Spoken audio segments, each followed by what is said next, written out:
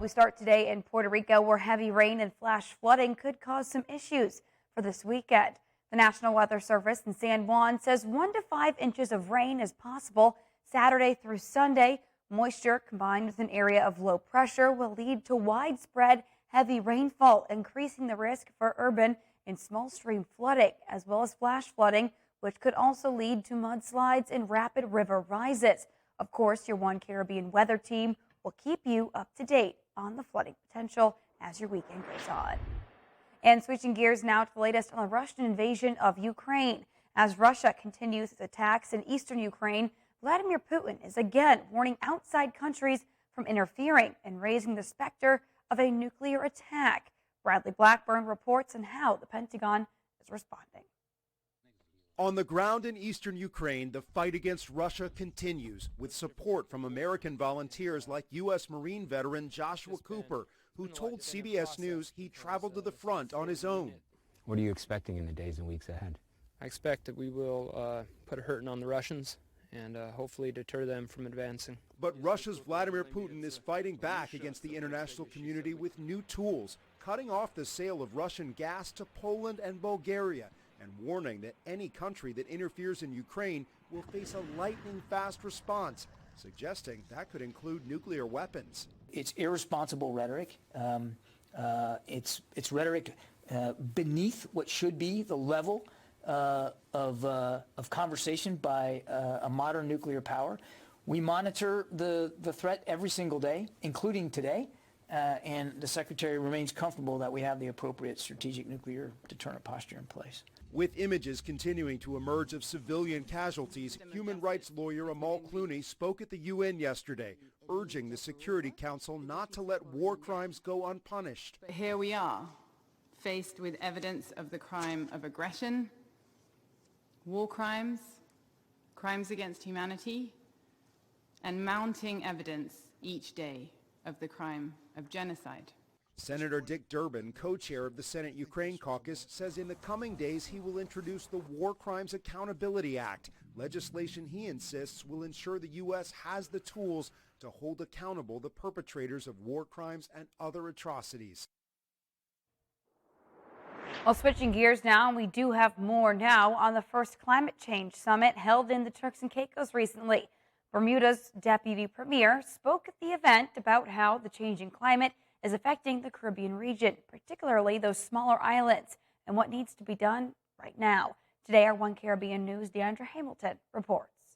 From protection of bees to bananas and of single-use plastic bags, and the profound statements he makes about the value of small island states, which represent 94% of the UK's marine biodiversity. Deputy Premier and Minister of Home Affairs for Bermuda, Walter Robban, was a treasured speaker at the first climate change summit of the Turks and Caicos, held this past Earth Day on April 22nd. And that's important, to have held this conference on Earth Day.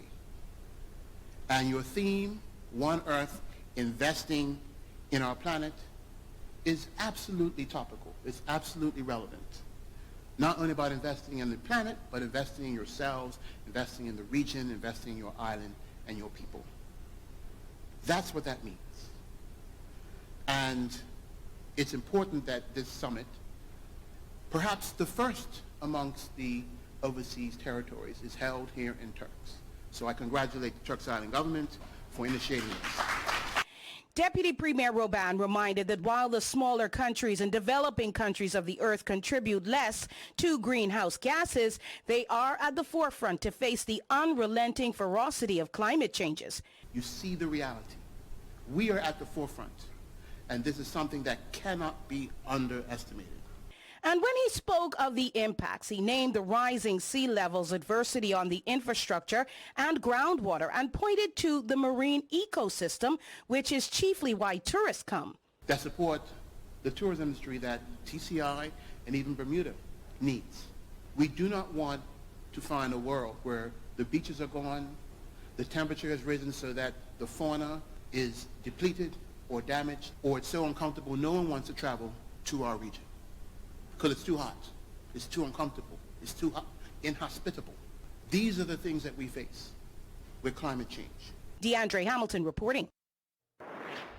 All right, thanks for that report, DeAndre. Well, Metat and the regional examination body, Caribbean Examinations Council, or CXC, on Wednesday announced that it has made a decision to delay the start of this year's Caribbean Advanced Proficiency and Caribbean Secondary Education Certificate examinations by 3 weeks.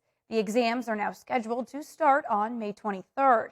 Jamaica, along with a number of other Caribbean countries, pushed for the start of the exams to be delayed in order to allow students additional time to prepare. Now, earlier this week, the Jamaican Education Minister made a formal request to the CARICOM Council for Human and Social Development, pointing to the pandemic's impact on learning over the past 2 years. With the start date for the exams pushed back, the results will now be released in late August of 2022 or maybe even early September of 2022.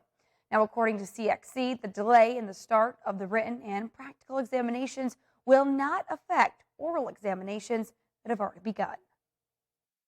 After careful deliberation and consideration of all the pertinent issues, Council agreed that the revised strategy for the 2022 regional examinations shall be as follows. A delay in the sitting of the regional examinations by 3 weeks. This will provide candidates with additional time to prepare for the examinations.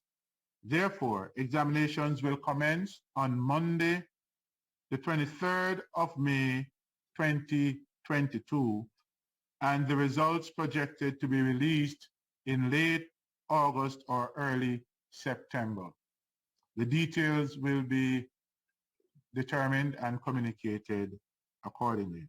Secondly, extension of the submission of school-based assessment from the June 30, 2022 by a further 2 weeks for the submission of both CAPE and CSET SBAs. And thirdly, that the release of broad topics be communicated to the candidates. CXC will share with the Ministries of Education for communication with candidates the broad topics to be assessed on paper 2.